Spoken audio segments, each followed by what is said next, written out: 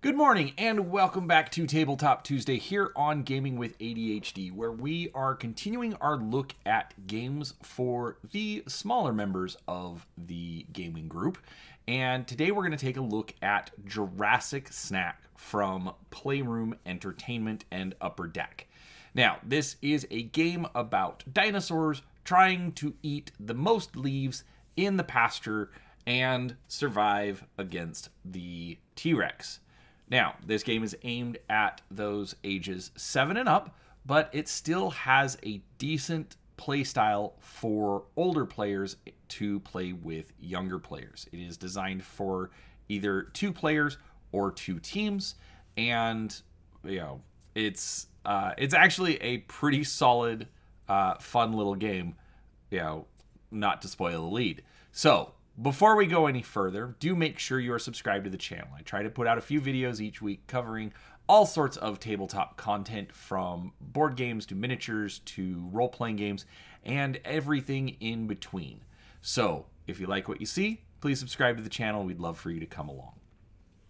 Now, with that out of the way, let's go ahead and take a look at the game itself, and then I'll give you my final thoughts.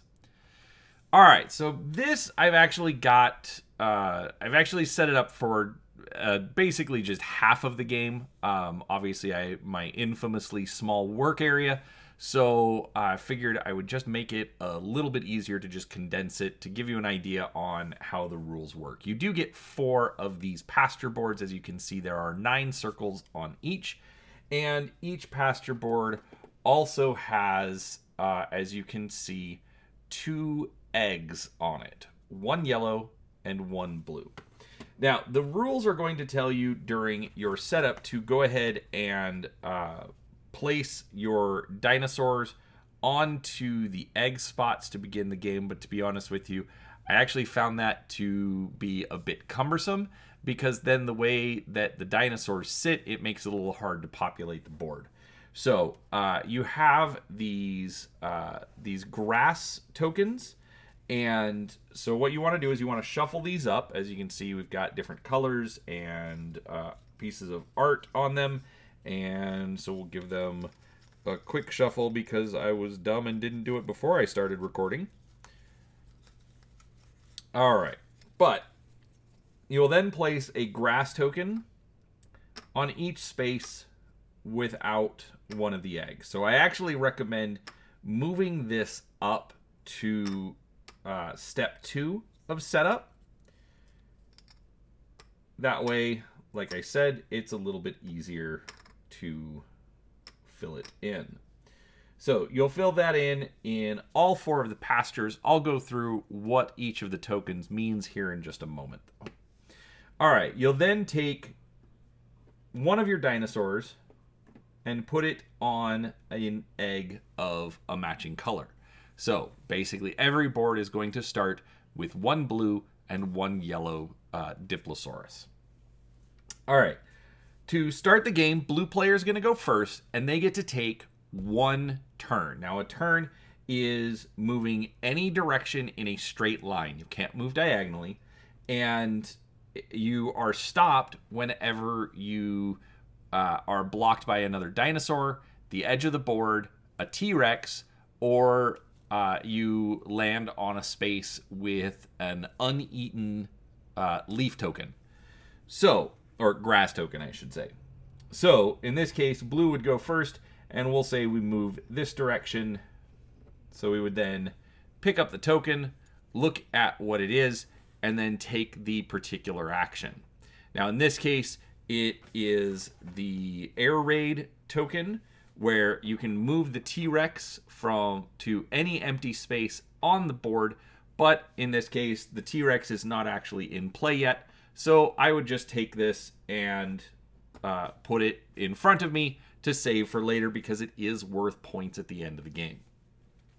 Now, moving forward on every other turn, each player gets to take 2 actions. So in this case, yellow would get to move, so he would take 1 token. This is just a grass token, and we'll take this one, and we have another grass token. So, at some point, there is a token to bring T-Rex onto the board. Actually, he would replace the grass token that reveals him. Sometimes you will get to bring a dinosaur back in, and so you would just place it on any egg matching your color. And, you continue until no dinosaur can move, or there are no more grass tokens on the board. And by no dinosaur moving, I do mean you have no dinosaurs left because the T-Rex chased them all away. Yes, they say chased away. Remember, it's for the smaller kids. So, with that said, once you're done, you are going to take each of your tokens, and on the side of them, they do have these little leaf icons. So the grass tokens are worth 2 points apiece. Most of the special actions are only worth 1 point, and that's just designated by the number of leaves. So you would total up all of your leaves, and whoever has the most leaves wins the game. So real quick, I do want to take a look at the 7 different tokens. There are 3 what I call good tokens, 2 bad tokens, I guess it would be three good tokens, 3 bad tokens, and 1 neutral token. So first off, we have this one where it is the air travel, okay, and this one allows you to pick up any dino or any Diplosaurus and move it anywhere on the board. We have the reconnaissance token, where you get to look at all of the grass tokens on the board, or let me rephrase, on one of the pastures, so just within 1 square. We then have the birth token, so you get to take an extra dinosaur from off the board and put it into an empty egg space. The air raid token, so you get to move the T-Rex. The volcanic eruption, you would pick 2 grass tokens, take them off the board without looking at them, and set them aside. They're no longer in play.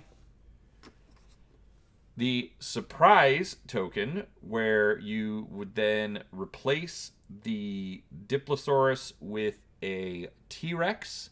So your Diplosaurus gets taken off the board and a T-Rex is put in its place. And then finally, the grass token. So one thing I did forget to mention, the T-Rex can be used by either player. There are 2 of them in the game, so if both of them are on the board, as one of your actions, you can move the T-Rex. He does have the same restrictions, except for the fact that he can't move onto a leaf token because he doesn't eat leaves. So why would he? But other than that, that's Jurassic Snack. It's really not a difficult game, but in my opinion, it actually gives a lot of good strategy that it will take a little bit of work for younger players to get onto, especially because each of the tokens does have a special ability which they can learn, but there is a decent amount of reading. It's at least a couple of sentences for each one. So younger players will need some help from an older player to describe how the token works and what they're supposed to do. But with a couple of plays, they should be able to remember what the token does and how to play it. So overall, I really did enjoy this game. I think it's a great addition to my library because I am at that age where grandkids are a possibility. So I'm kind of excited to have some good games for younger players that when they come over, I can play with them. Obviously, it's going to be a few years down the road, but we're, keeping that collection going. So if you like that video, please do give it a thumbs up. Make sure you're subscribed to the channel. And if you're interested, go check out Jurassic Snack. Thanks for watching, and we'll talk to you next time.